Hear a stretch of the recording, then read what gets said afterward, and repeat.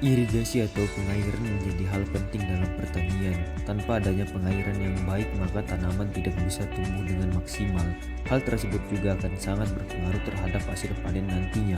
Mengetahui pentingnya pengairan membuat pembangunan irigasi menjadi prioritas. Menurut data di Databox, pemerintah melalui Kementerian Pekerjaan Umum dan Perumahan Rakyat menargetkan perbaikan irigasi sebanyak 90% pada tahun 2019.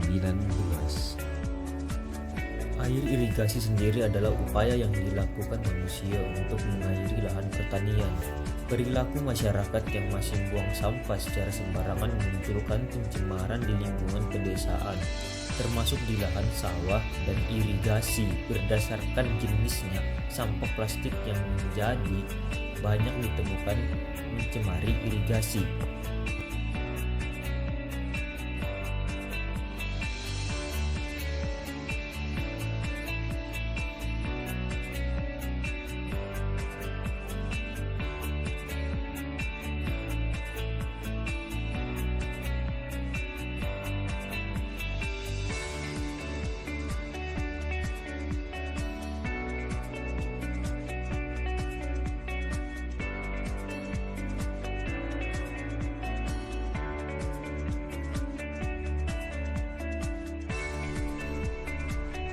Kebutuhan irigasi. Di Indonesia, irigasi diperlukan pada musim kemarau, di mana hampir tidak ada curah hujan untuk memenuhi kebutuhan air tanaman. Sehingga untuk mencapai tujuan ini diperlukan pengembangan sistem irigasi yang baik yang meliputi perencanaan, desain, konstruksi, operasi, dan pemeliharaan berbagai pekerjaan irigasi. Maksud dan tujuan irigasi yaitu untuk memenuhi kebutuhan air water supply untuk keperluan pertanian, meliputi pembasahan tanah, pemupukan, pengaturan suhu tanah, menghindarkan gangguan hama dalam tanah.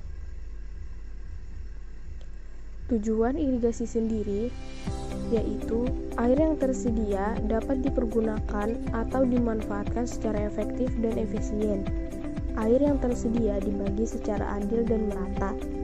Air yang diberikan ke petak-petak tersier secara tepat, cara, waktu, dan jumlah sesuai dengan kebutuhan pertumbuhan tanaman. Akibat negatif yang mungkin ditimbulkan oleh air yang berlebihan dapat Dampak dihindari. dari tercemarnya saluran irigasi itu membuat pertumbuhan tanaman padi di lahan persawahan menjadi tidak maksimal. Sampai-sampai petani saat musim hujan tidak bisa lagi menanam padi dan hanya bisa ditanami pakan ternak lantaran sawahnya dibanjiri limbah.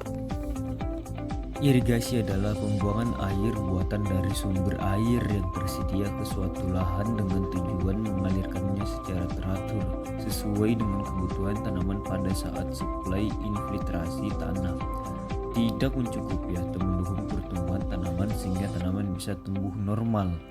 Di Indonesia terdapat 5 jenis irigasi yang meliputi irigasi permukaan, irigasi rawa, irigasi air bawah tanah, irigasi pompa, dan irigasi tambak. Selain itu dikenal juga istilah sistem irigasi.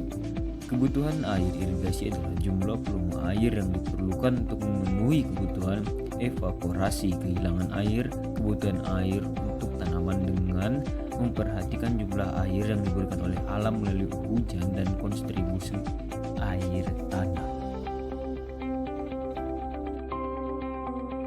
Selain dampak kesehatan, dampak lingkungan lainnya yang ditimbulkan oleh pencemaran ini meliputi penurunan kualitas air, meningkatnya perkembangbiakan penyakit, pendangkalan saluran, penyumbatan saluran irigasi, gangguan pertumbuhan tanaman, serta merusak kualitas tanah. Oleh air irigasi yang saat ini mulai tercemar hingga membuat ikan-ikan milik mereka mati. Menurut Samsudin, salah seorang petani ikan yang berada di desa di Tegalrejo, Kecamatan Tugu Mulyo, tercemarnya air irigasi ini telah dirasakannya sejak beberapa tahun terakhir. Dirinya cukup kewalahan menangani permasalahan tersebut, sebab akibat tercemarnya air membuat penghasilan mereka berkurang, lantaran banyak ikan yang terserang penyakit kemudian mati. Diungkapkan Samsudin, hampir setiap pengisian bibit ikan berumur 20 hari. Dirinya harus menelan pil pahit sebab harus mengalami kerugian akibat ikan yang mati hingga 2 ton. Sampah kan oke kon dhuwur ya. Jadi virus-virus sing kolam kon dhuwur kan sing mati-mati kan tekan ngisor positif kena sing ngisor. Yang mati enggak titik deh sampai 2 ton 3 ton. Sejak kapan ini? Wah, tiap ngisi bibit. Berbagai upaya pencegahan telah dilakukannya, namun hingga kini belum juga membuahkan hasil. Samsudin dan para petani ikan tawar lainnya pun hanya bisa pasrah dan berharap kualitas air irigasi dapat segera membaik sehingga petani tidak terus menanggung rugi. Tim Liputan Selampar TV melaporkan. Pencemaran yang terjadi pada aliran irigasi terjadi karena beberapa penyebab. Namun umumnya pencemaran air terjadi karena adanya pembuangan sampah atau pembuangan limbah ke sungai. Air yang sudah tercemar secara fisik dapat dilihat dari warna air coklat yang berwarna kehitaman dengan endapan lumpur, berbau tidak sedap dan mengangkut material sampah. Pencemaran yang nyaris selalu terjadi ini membawa masyarakat yang tinggal di daerah aliran irigasi menjadi bermasalah.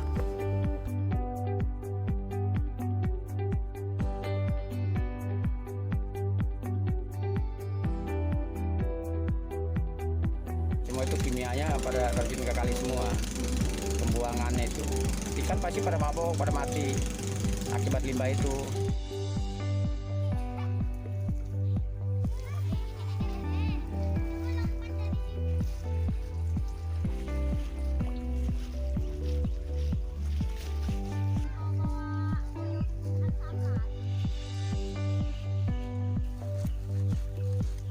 Itu kan kalau lagi limbah kan airnya hitam kayak got, itu dipakai mandinya gatel, sama baju kalau dipakai nyuci itu bau. Sampah plastik merupakan sampah yang paling tinggi ditemukan mencemari irigasi, mencapai lebih dari 52%.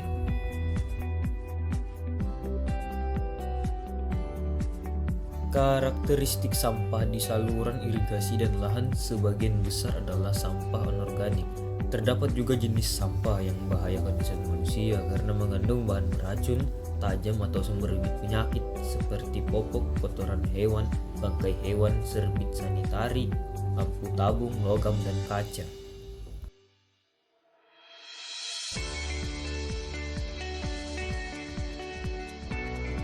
Proses pencegahan terjadinya pencemaran lebih baik daripada harus mencari cara menanggulangi pencemaran air yang telah terjadi. Usaha-usaha tersebut dapat dilakukan diantaranya dengan menjaga air tanah agar tetap bersih. Berikut ini sejumlah metode pencegahan yang mampu dijadikan siasat. Cara menanggulangi pencemaran air. Agar pencemaran air tidak berjalan terus-menerus, kita harus melakukan penanggulangan agar pencemaran air bisa berkurang. Berikut beberapa cara menanggulangi pencemaran air yang bisa dilakukan.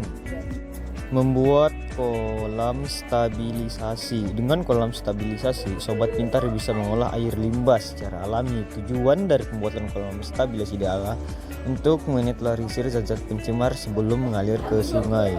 Mengelola IPL, instalasi pengolahan air limbah. Dengan adanya instalasi pengolahan air limbah atau IPL, ini pencemaran air bisa ditanggulangi. Dalam IPL digunakan alat-alat khusus yang menggunakan 3 tahapan, yaitu primary treatment, pengolahan pertama atau pengolahan kedua, dan third treatment, pengolahan lanjutan. Membuang sampah pada tempatnya. Selain itu, membuang sampah ke dalam air juga bisa menimbulkan bencana alam seperti banjir. Tidak sering menggunakan pestisida. Pestisida biasanya digunakan untuk membasmi hama karena pestisida merupakan bahan yang biasanya digunakan untuk mengendalikan, menolak, ataupun membasmi organisme yang mengganggu. Oleh karena itu, penggunaan pestisida yang terlalu banyak bisa menyebabkan kematian bagi para hewan hidup di dalam air.